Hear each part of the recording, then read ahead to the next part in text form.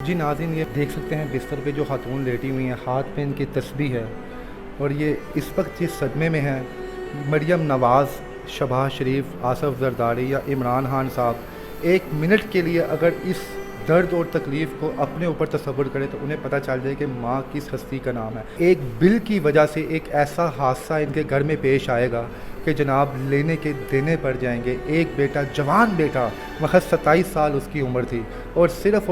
اس لیے اس کو اپنی جان کی قربانی دینا پڑی کہ اس کے پاس محض 12,000 روپیہ نہیں تھا جو اس کے حصے میں آتا تھا بل جمع کروانے کے لیے، اور دوسرے بھائی نے طیش میں آ کر اس کو مار دیا۔ شباز شریف صاحب، آپ اس وقت اس ملک کے حکمران ہیں اور حکمران کی ذمہ داری ہوتی ہے کہ ریاست کے ہر شہری کی جان و مال کی حفاظت فرمانا۔ شباز شریف صاحب، آپ حاکم ہیں،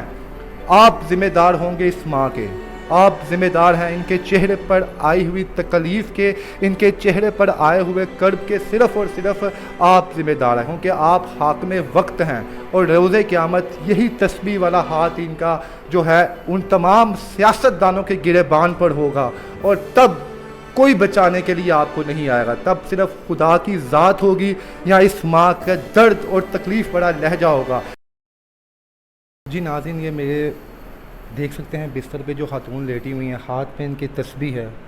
اور یہ اس وقت جس صدمے میں ہیں، مریم نواز، شباز شریف، آصف زرداری یا عمران خان صاحب ایک منٹ کے لیے اگر اس درد اور تکلیف کو اپنے اوپر تصور کرے تو انہیں پتہ چل جائے کہ ماں کس ہستی کا نام ہے۔ یہ جو خاتون یہاں پر لیٹی ہوئی ہیں، انہیں پتہ تھا 2 روز قبل کہ ایک بل کی وجہ سے ایک ایسا حادثہ ان کے گھر میں پیش آئے گا کہ جناب لینے کے دینے پڑ جائیں گے۔ ایک بیٹا، جوان بیٹا، محض 27 سال اس کی عمر تھی اور صرف اس لیے اس کو اپنی جان کی قربانی دینا پڑی کہ اس کے پاس محض 12,000 روپیہ نہیں تھا جو اس کے حصے میں آتا تھا بل جمع کروانے کے لیے، اور دوسرے بھائی نے طیش میں آ کر اس کو مار دیا، اور دوسرا بھائی وہ بھی جناب اس وقت جیل کے اندر۔ اس ماں پہ اس وقت کیا بیت رہی ہوگی؟ یہ ماں تو ابھی بھی تکلیف میں ہے۔ ایک بیٹا جیل میں ہے، اس کی بھی درد اس کے سینے میں ہے، دوسرا بیٹا جو جیل میں ہے وہ بھی سینے میں ہے۔ 2 منٹ کے لیے ریاست بس اس ماں کی طرح اپنے آپ کو تصور کرے، کیونکہ ریاست تو ہوتی تو ماں کی طرح ہی ہے، اور پھر اسے وہ احساس ہوگا کہ ریاست اس وقت کتنی درد اور تکلیف میں، اور ان کے ہاتھ میں پڑی یہ تسبیح کا ہر دانہ روزے قیامت گواہی دے گا کہ اس وقت کتنی کرب اور تکلیف میں انہوں نے یہ وقت گزارا۔ شباز شریف صاحب، آپ اس وقت اس ملک کے حکمران ہیں اور حکمران کی ذمہ داری ہوتی ہے کہ ریاست کے ہر شہری کی جان و مال کی حفاظت فرمانا۔ حضرت عمر فاروق رضی اللہ تعالیٰ عنہ، جن کے نام پر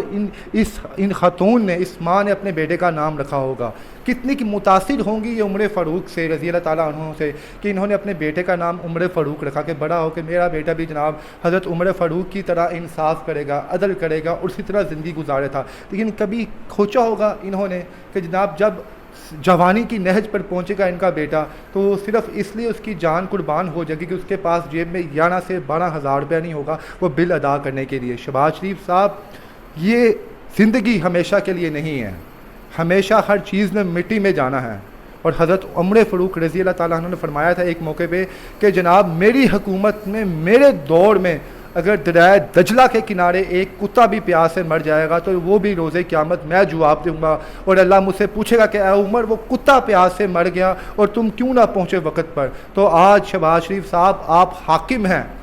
آپ ذمہ دار ہوں گے اس ماں کے، آپ ذمہ دار ہیں ان کے چہرے پر آئی ہوئی تکلیف کے، ان کے چہرے پر آئے ہوئے کرب کے، صرف آپ ذمہ دار ہیں کیونکہ آپ حاکم وقت ہیں، اور روز قیامت یہی تسبیح والا ہاتھ ان کا جو ہے ان تمام سیاستدانوں کے گریبان پر ہوگا، اور تب کوئی بچانے کے لیے آپ کو نہیں آئے گا، تب صرف خدا کی ذات ہوگی یا اس ماں کا درد اور تکلیف بڑا لہجہ ہوگا۔ یہ تب چاہے گی تو آپ کو معاف کرے گی، نہیں چاہے گی تو آپ کو معاف نہیں کرے گی۔ اللہ عز و جل ان ماں جی کو صبر و تحمل عطا فرمائے، کیونکہ جس